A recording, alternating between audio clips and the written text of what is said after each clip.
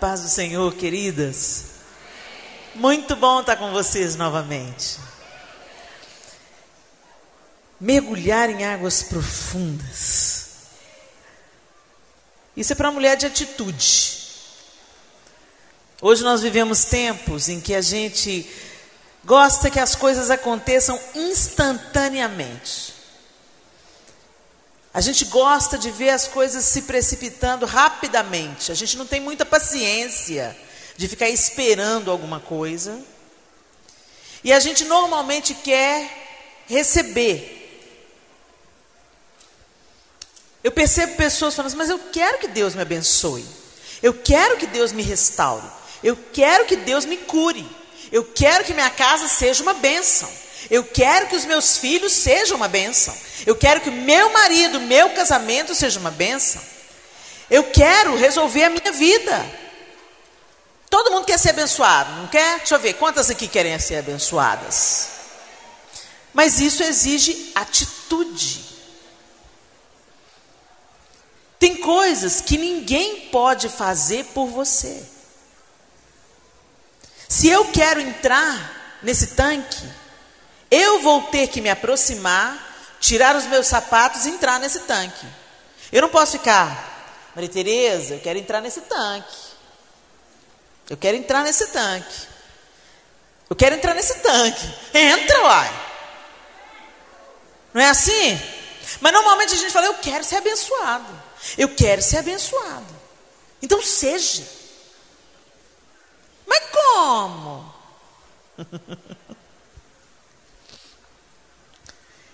E aí às vezes a gente até busca. A gente busca uma conferência. A gente busca uma mensagem no YouTube. A gente busca ler um bom livro. Mas ninguém vive com comida de domingo.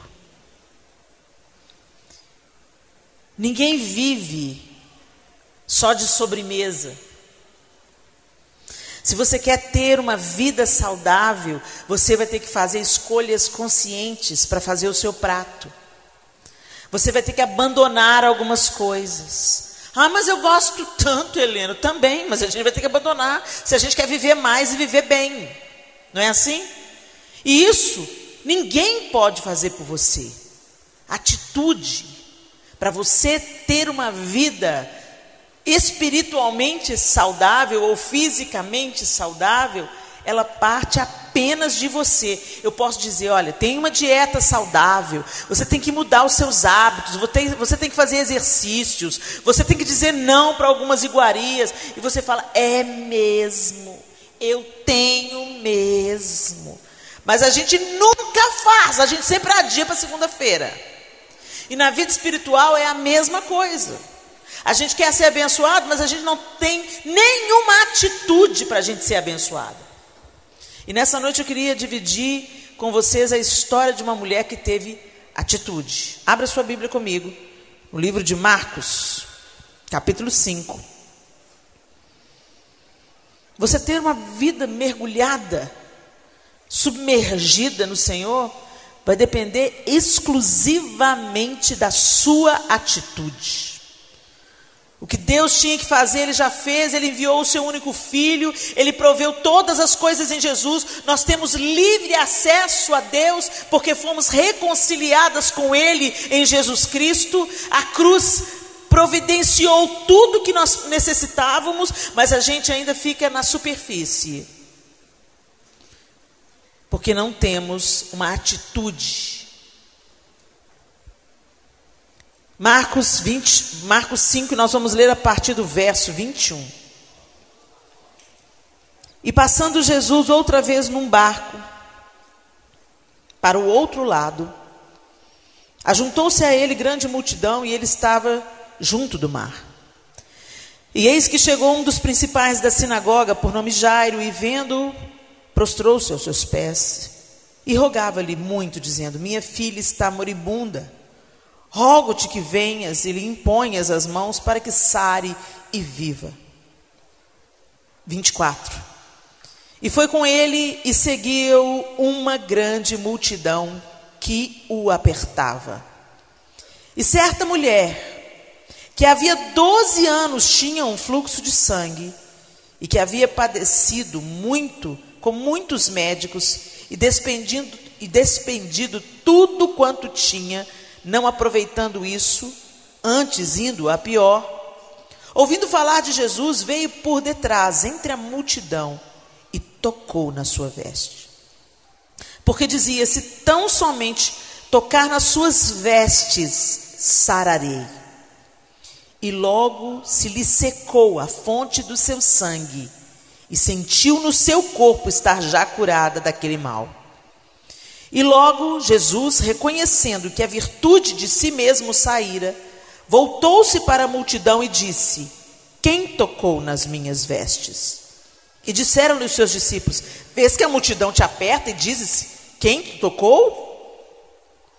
E ele olhava em redor para ver a que isso fizera. Então a mulher, que sabia o que lhe tinha acontecido, temendo e tremendo, aproximou-se, prostrou-se diante dele e disse-lhe toda a verdade. E ele lhe disse: filha, a tua fé te salvou. Vai em paz e ser curada deste teu mal. Vamos até aí. Nós já ouvimos essa história uma centena de vezes. Como nós já ouvimos pregações e sabemos da história da mulher de fluxo de sangue. Durante uns 3 anos na minha vida, eu tive uma hemorragia. Os meus ciclos menstruais foram se alongando. E o fluxo se intensificando cada vez mais. Mas eu não linkei que tinha alguma coisa em comum. Eu pensei assim: eu estou envelhecendo. Eu liguei as trompas depois da 4ª gestação. E isso é normal. Algumas mulheres que também tinham passado por ligadura de trompas falaram: depois que eu liguei as trompas, o meu ciclo aumentou, é normal. Então eu não me alarmei com aquilo. E os meus ciclos se estendiam cada vez mais, o espaço entre eles diminuía. E eu comecei a ter dificuldades, porque eu comecei a passar vergonha. Uma vez eu fui gravar um programa de TV, eu estava nos meus dias, no meu ciclo menstrual, protegidinha, tudo bem, tudo certo. E eu me dirigi ao estúdio de gravação, e quando eu sentei na cadeira, eu senti como se a vida tivesse indo. Não foi bonito não, gente. Foi uma mega vergonha. E eu sujei toda a minha roupa, e eu estava com um absorvente interno e um absorvente noturno. Naquele dia eu falei assim: não, tem alguma coisa muito errada. Porque um absorvente interno e um absorvente noturno não segurou. Nunca tinha acontecido aquilo. E aí eu fui ao médico. E a médica falou... Não, e paralelamente a isso, eu comecei a ficar muito fraca. Muito fraca, muito fraca. Eu viajava com a pastora Zenete para fazer os seminários de intercessão. E no final da 2ª ministração eu já estava exausta.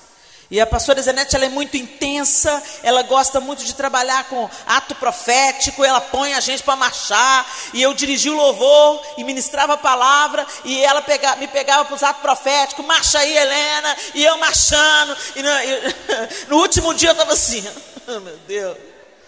Aí a Zenete virou para mim e falou assim: o que você tem?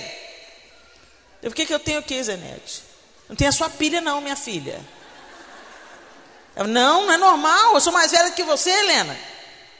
No 2º dia você já está baqueada, isso não é normal não. Tem alguma coisa errada, não?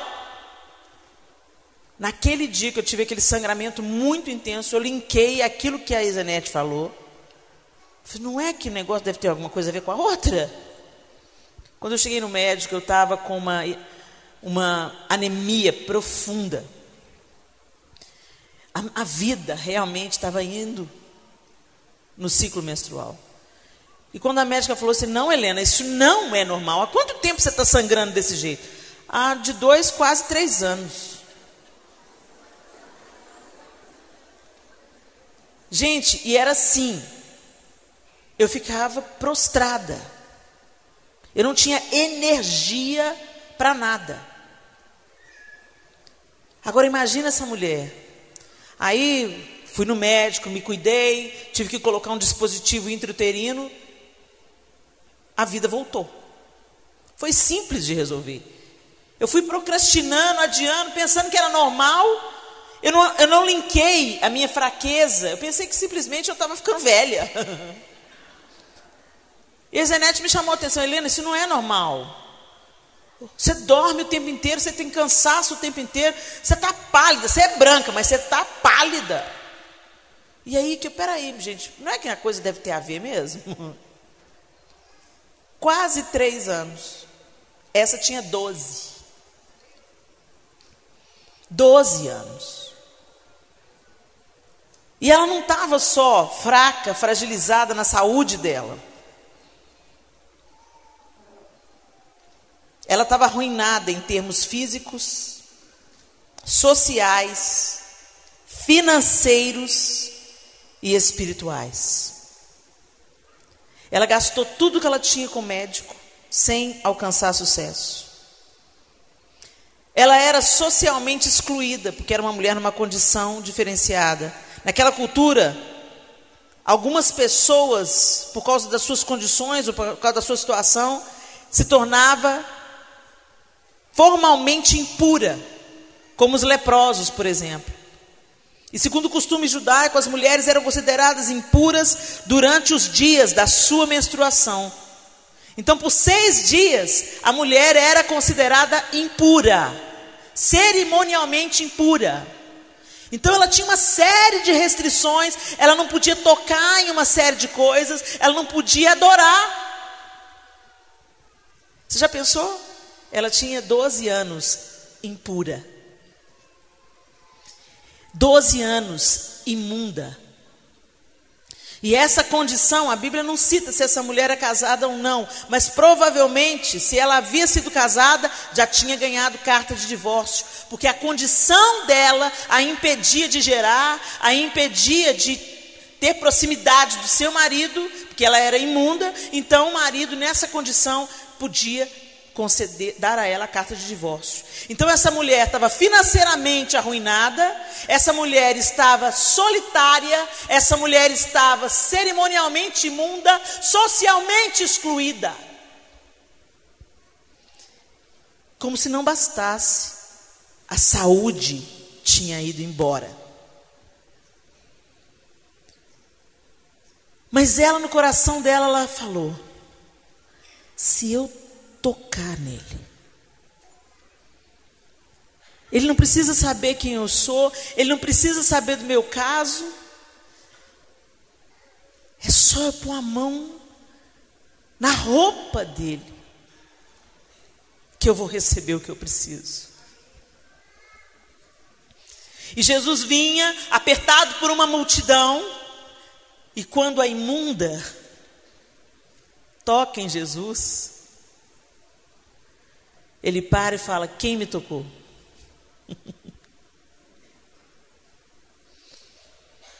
Como quem te tocou, Senhor? Todo mundo está te tocando. Está todo mundo te apertando, mestre. Você tem senso de humor, né? Não, alguém me tocou diferente. Alguém me tocou e extraiu vida de mim.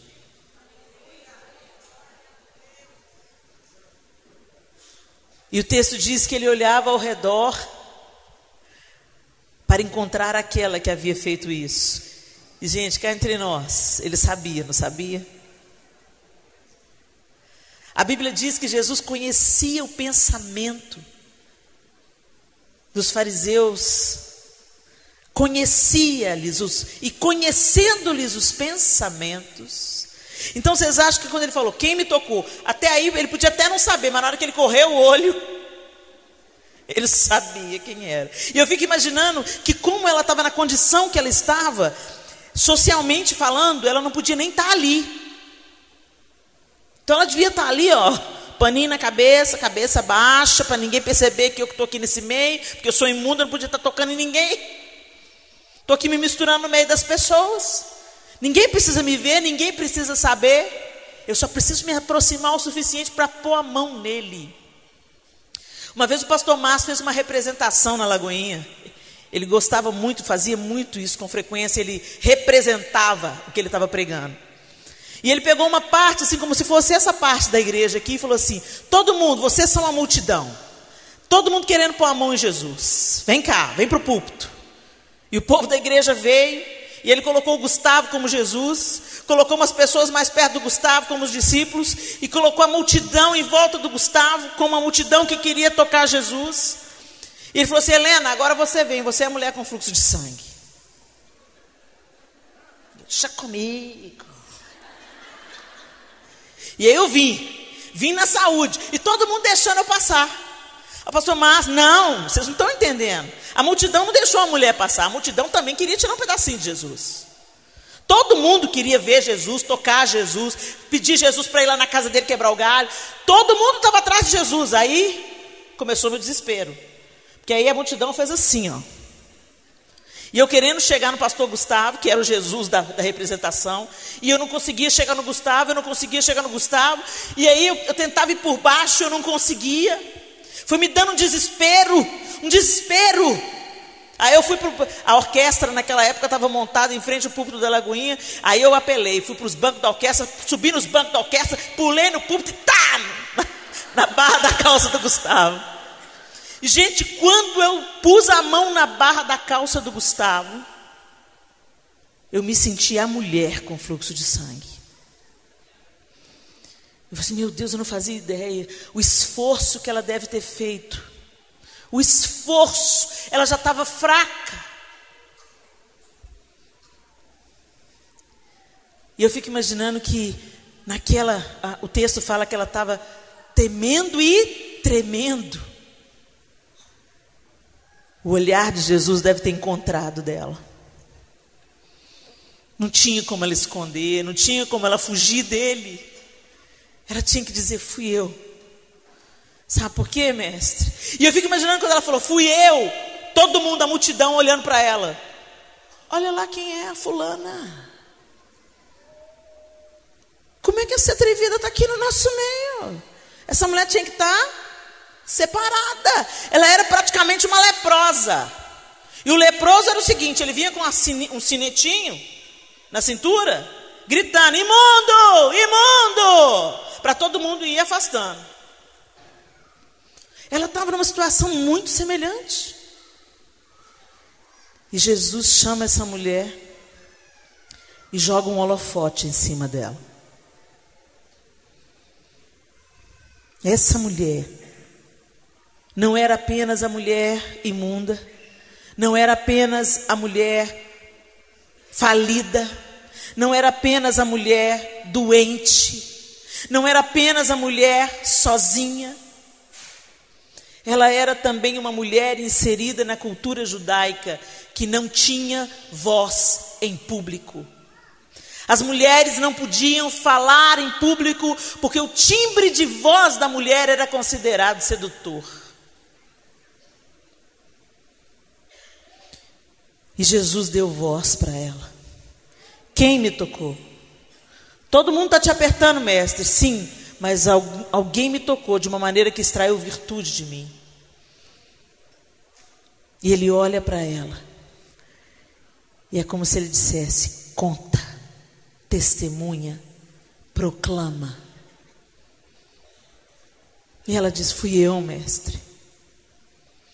Eu padecia de uma doença há 12 anos, e eu sabia que se eu te tocasse, eu seria curada.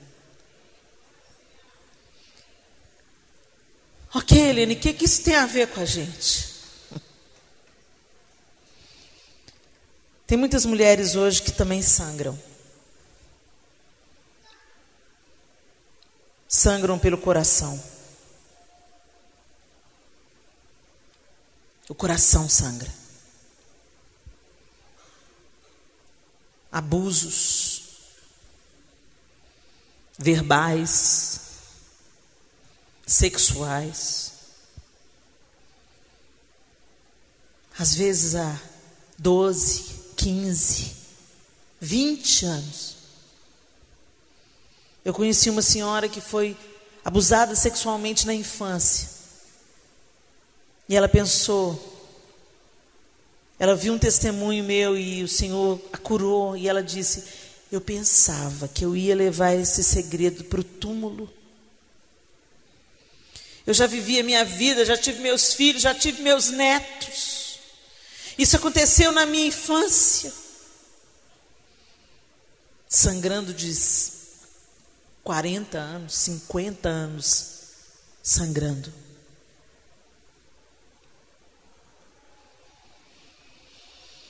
Traições.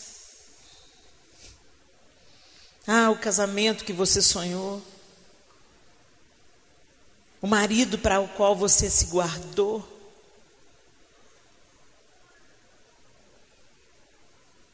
Te enganou. Te traiu. Te machucou. O divórcio. O abandono. A viuvez. E o coração sangra. A solteirice, a vontade de ter alguém com quem compartilhar a jornada, e esse alguém não chega. E o coração sangra.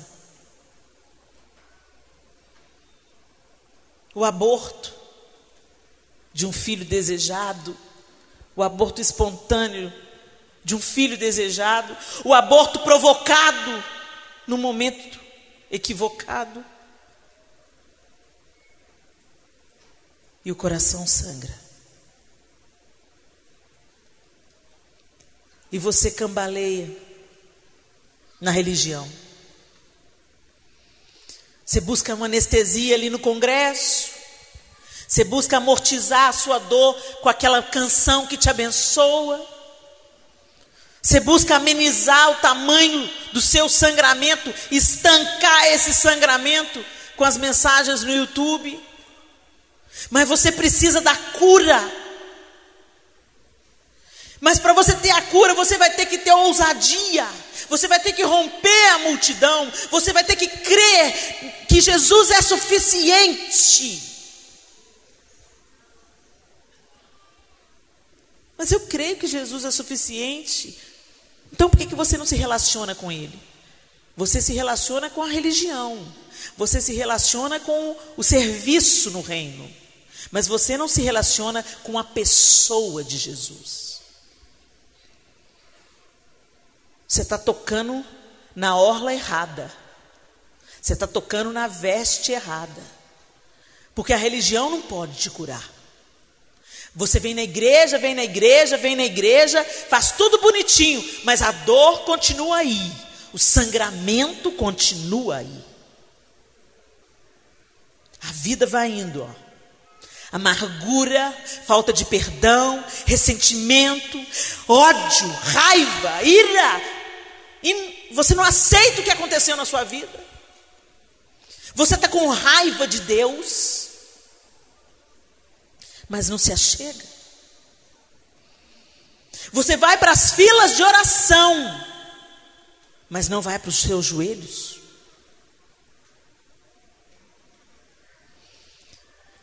E para você mergulhar, você vai ter que tomar atitudes. Você vai ter que renunciar ao conforto da sua casa, como aquela mulher fez. Aquele dia ela saiu de casa e falou: hoje eu não vou me esconder. Hoje eu não vou me esconder e ter vergonha das pessoas, mesmo que eu seja rejeitada, mesmo que eu seja publicamente humilhada, mesmo que as pessoas falem: o que você está fazendo aqui, sua imunda? Eu quero tocar nas vestes dele e ninguém vai me impedir. Eu vou. E o curioso é que tanta gente estava tocando em Jesus, mas só ela extraiu vida dele. A igreja está cheia de pessoas que cantam sobre Jesus, que falam sobre Jesus, que têm camisetas estampadas sobre Jesus. Elas andam com a Bíblia que conta a história de Jesus. Elas trabalham num ministério que serve à expansão do reino de Jesus, mas elas não conhecem Jesus. Nós nunca tivemos uma igreja tão cheia de mundanos, tão cheia de pessoas que não nasceram de novo, tão cheias de pessoas na superfície. E a gente não mergulha, a gente não toca, a gente não absorve vida diretamente da pessoa de Jesus, e a gente fica na superfície. Há anos na igreja, sangrando. Anos na igreja, doentes. Anos na igreja, solitárias. Anos na igreja, falidas. Emocionalmente, espiritualmente e financeiramente. A vida não flui. Anos na igreja, morrendo aos poucos. Anos na igreja, maledicentes, invejosas, orgulhosas, ressentidas, amarguradas, doentes.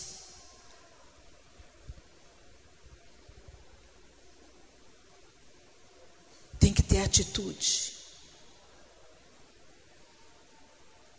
É extremamente desconfortável, meu sapato está sequinho. Está tão bom aqui falar com vocês do púlpito. Mas se eu quero algo novo na minha vida, eu vou ter que fazer algo novo na minha vida. E eu vou ter que escolher entrar. A decisão é sua.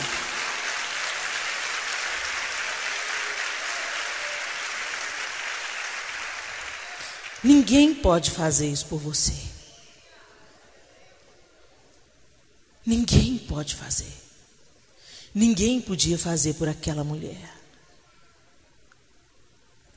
Quando eu entrei, o impacto da água é gelado. Mas é gostoso. Meus pés estão inchados. Isso faz bem para eles. Vocês estão sentindo o que eu estou sentindo? Não. Vocês não estão sentindo o que eu estou sentindo. O máximo que pode acontecer é vocês sentirem isso. Só um pouquinho. Mas se você quiser ter uma experiência com Deus, você tem que tomar uma atitude. Você tem que tomar uma decisão. Não dá para viver das gotinhas que os outros, as experiências dos outros jogam na gente.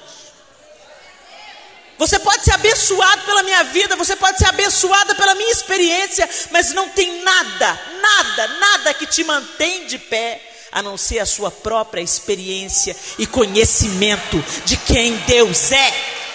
Ele é, e Ele quer se mostrar para você. Não adianta você querer que eu ponha a mão na sua cabeça, não adianta você querer pegar carona na unção do outro, não adianta. Deus tem algo para você. Ele quer se mostrar para você. Se você chega num lugar com uma mesa posta, um banquete, e você está com muita fome, você vai virar para uma pessoa e falar assim: "Ei, fulano, como é que é o seu nome?" Emily. Ô Emily, olha que mesa de banquete linda. Dá uma provadinha aí e me conta como é que é o gosto. Aí você prova. Helena, que delícia essa carne. Ela está macia, tenra, bem temperada e levemente molhadinha. Eu vou ter uma noção, não vou? Mas eu só vou saber o sabor se eu pegar e comer. Se eu experimentar. Você diante de uma mesa de banquete falaria: e aí, tá bom, Emily? Tá uma delícia, então mastiga e põe aqui na minha boca. Eco! Mas por que a gente faz isso espiritualmente? Por que a gente faz isso com as coisas do Senhor? Por quê? Não vou ler a Bíblia não, eu vou na igreja, o pastor lê a Bíblia, me diz o que ele entendeu, qual a revelação que ele teve, e eu vou para casa feliz. Mas Deus quer falar com você de uma maneira particular, única. Mas você tem preguiça. Preguiça de orar, preguiça de ler a Bíblia, preguiça de ousar. Ah, que delícia. Tá bom. Olha que gracinha, ainda enxuga o pé. Meus pés inchados agradecem. E eu tive que me segurar aqui para não sentar nesse negócio. Mas eu fiquei pensando: ah, meu Deus, eu vou dar trabalho para esse povo. Sair aqui toda molhada, molhando, pingando até lá em cima, vai dar muito trabalho, então tudo bem. Vocês entenderam, não entenderam? Agora, espiritualmente, quando eu escolho mergulhar, eu não dou trabalho para ninguém. Muito pelo contrário, eu paro de dar trabalho. Tá bom, minha linda. E foi assim na minha vida espiritual. Durante muito tempo, eu fiquei dependendo da opinião do outro. E aí, a comida está boa? E aí, a água está geladinha?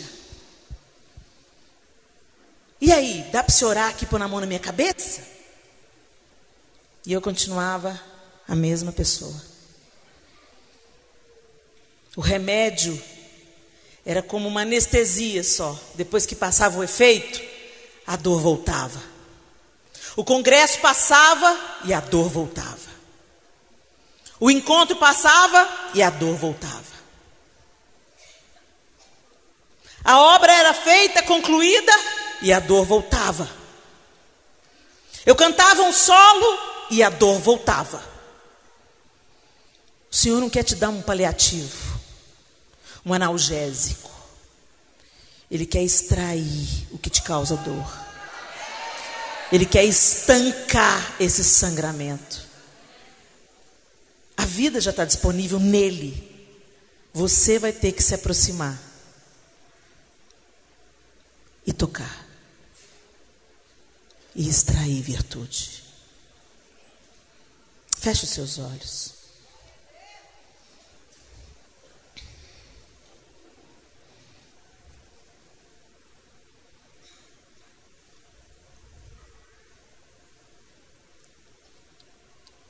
Existem coisas na nossa vida que nós temos que tomar uma decisão.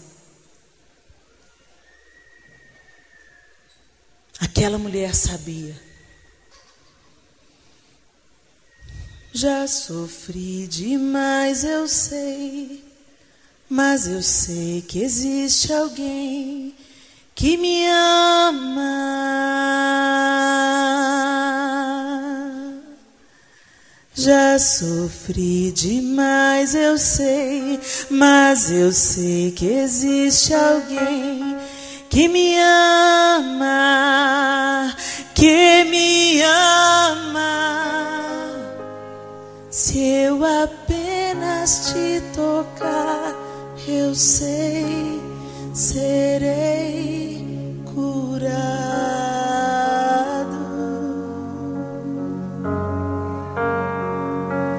Se eu apenas te tocar, eu sei, serei sarado.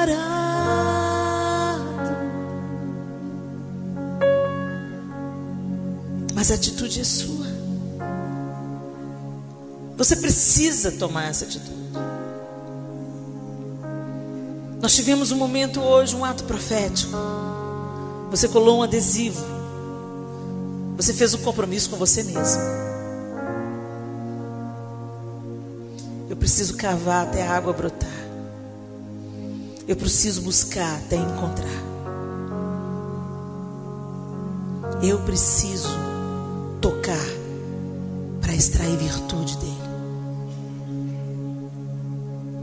A religião não pode te dar a vida que você precisa. Existem pessoas que estão há anos dentro da igreja, trabalham para Deus e sangram. Dê um basta nisso, querida. Está nas suas mãos. Rompa a multidão. Não se importe se eles vão te rejeitar. Não se importe com a opinião dos outros.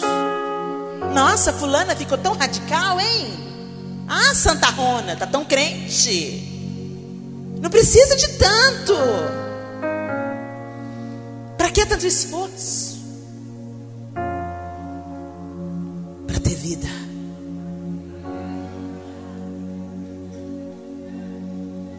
Algumas coisas têm que ser deixadas para trás.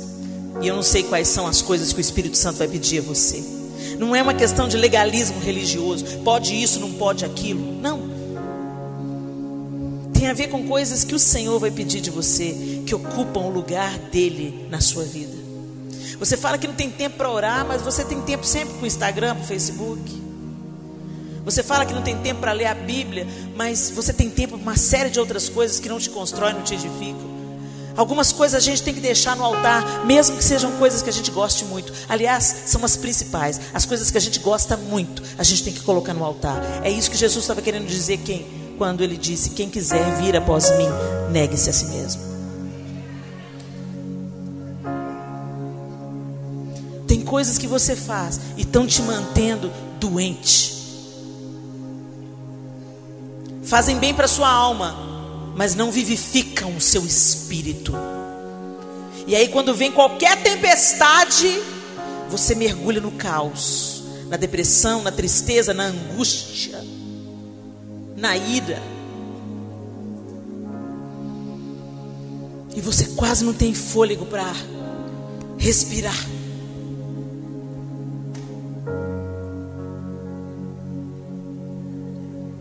Você não se submerge no mar do Senhor, então o mar da tribulação vai te submergir. O mar da angústia vai te afogar.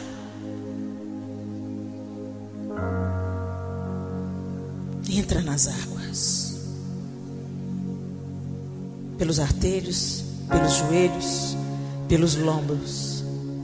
Perca o controle. E experimente lugares em Deus que você nunca experimentou. O que você precisa colocar no altar hoje? Vamos começar nesse passo. Deixa a água chegar nos joelhos de verdade. Vamos, avança. O que você vai precisar de deixar no altar hoje? Com o que você vai precisar de romper? Qual é a multidão? Qual é a sua multidão que dificulta você chegar até Jesus? A novela, o trabalho, o dinheiro, a moda, os amigos, os prazeres, as redes sociais. O que você precisa deixar no altar hoje para você ir mais fundo?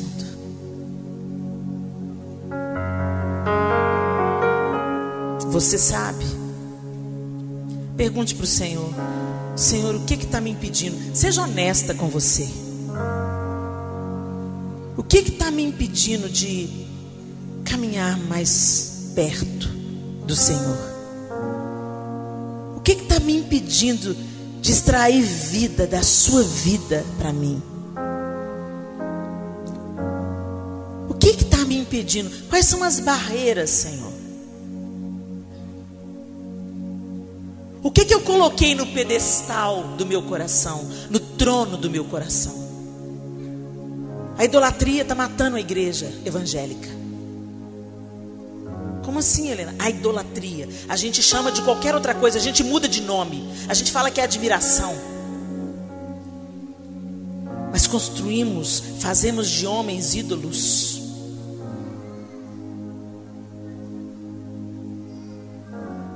pessoas tomam o lugar de Deus. Fazemos até do culto. O culto, ao invés de adoração, muitas vezes vira entretenimento.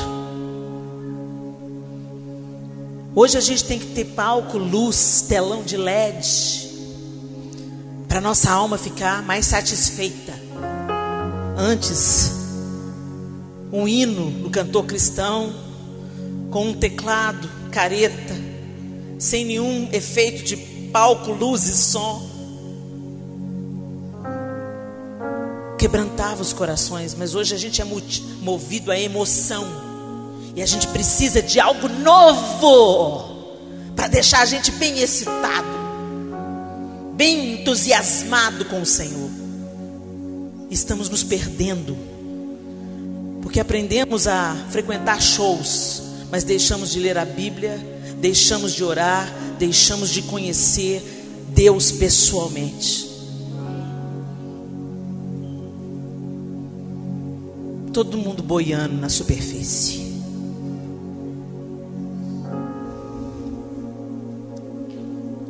O que está te impedindo?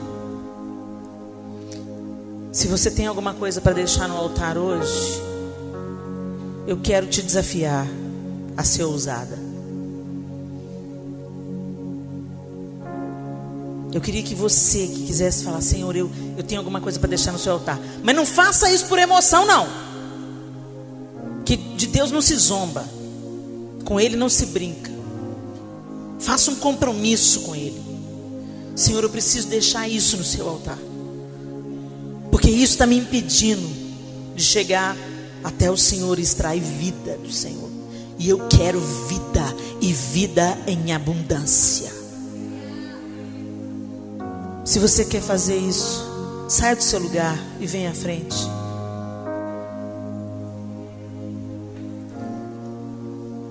Enquanto a Aninha ministra, venha deixar no altar a sua multidão, o seu medo de ser rejeitada, escarnecida, desprezada. Vem deixar no altar.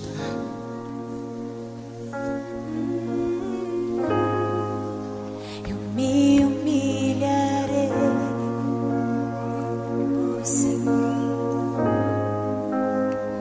Nos humilharemos diante de Ti, Senhor.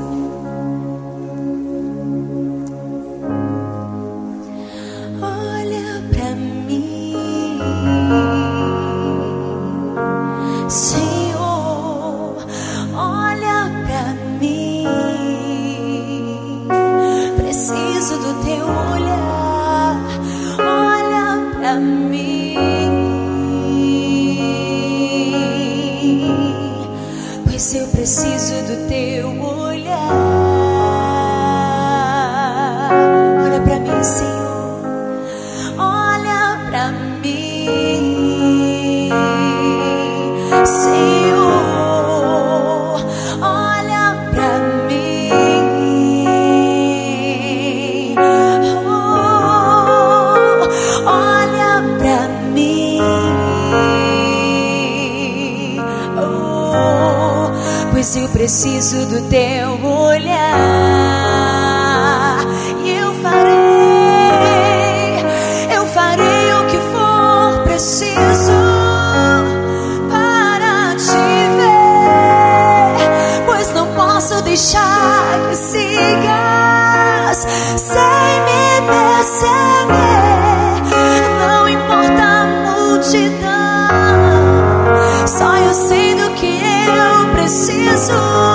E eu preciso Te tocar, Te tocar, Te tocar.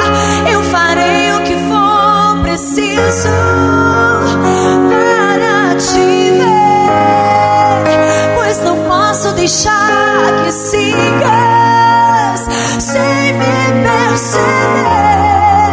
Não importa a multidão, só eu sei do que eu preciso.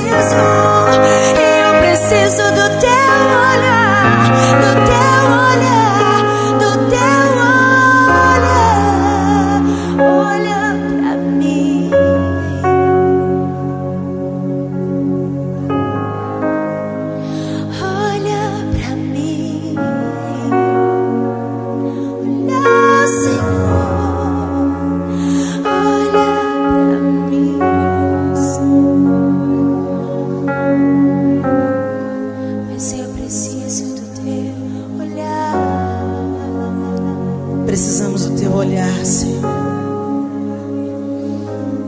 Senhor, eu não conheço a história dessas mulheres, mas o Senhor conhece cada uma pelo nome. O Senhor sabe a necessidade de cada uma. O Senhor sabe onde cada uma delas sangra. E elas deixaram os seus lugares e vieram ao altar, proclamando publicamente que elas querem renovar a aliança com o Senhor e deixar no altar aquilo que tem impedido que elas te toquem, que elas extraiam vida do Senhor. Pai, eu te peço que o Senhor venha de encontro à coragem e ousadia das minhas irmãs. Que a tua mão poderosa encontre cada uma delas. E que o Senhor tome o fardo. Que o Senhor tome a idolatria. Que o Senhor tome as preferências. Que o Senhor neutralize a multidão que tem impedido que elas se aproximem do Senhor. Elas estão colocando no teu altar, elas estão depositando aos teus pés, e elas estão renovando o compromisso. Eu quero mais. Eu não quero a religião, eu quero o relacionamento. Eu não quero as gotas, eu quero mergulhar. Eu quero receber tudo que o Senhor tem para mim. É isso que elas estão dizendo. E eu te peço, Deus, honra essa decisão. Recebe, Senhor, esse compromisso. E sustenta elas nessa vontade genuína de abandonar algumas coisas que precisam ser abandonadas, de romper com algumas coisas com as quais elas precisam romper.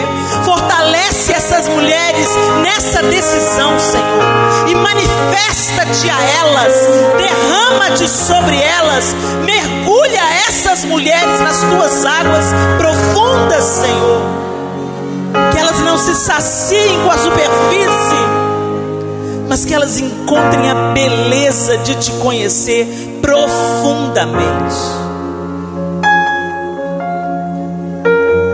Quebra, Senhor, a religiosidade, a cegueira, a frieza, a indiferença. Provoca sede, sede, sede, sede e mais sede nelas pelo Senhor. Em nome de Jesus. Amém e amém. Deus abençoe vocês, minhas queridas. Dá um abraço nessa mulher que está aí pertinho de você e libera sobre ela uma palavra de encorajamento. Vambora! Não precisa nem de tubo de oxigênio. Vamos mergulhar. Vai valer a pena. Vai valer a pena. Em nome de Jesus. Pode voltar para o seu lugar. Vai valer a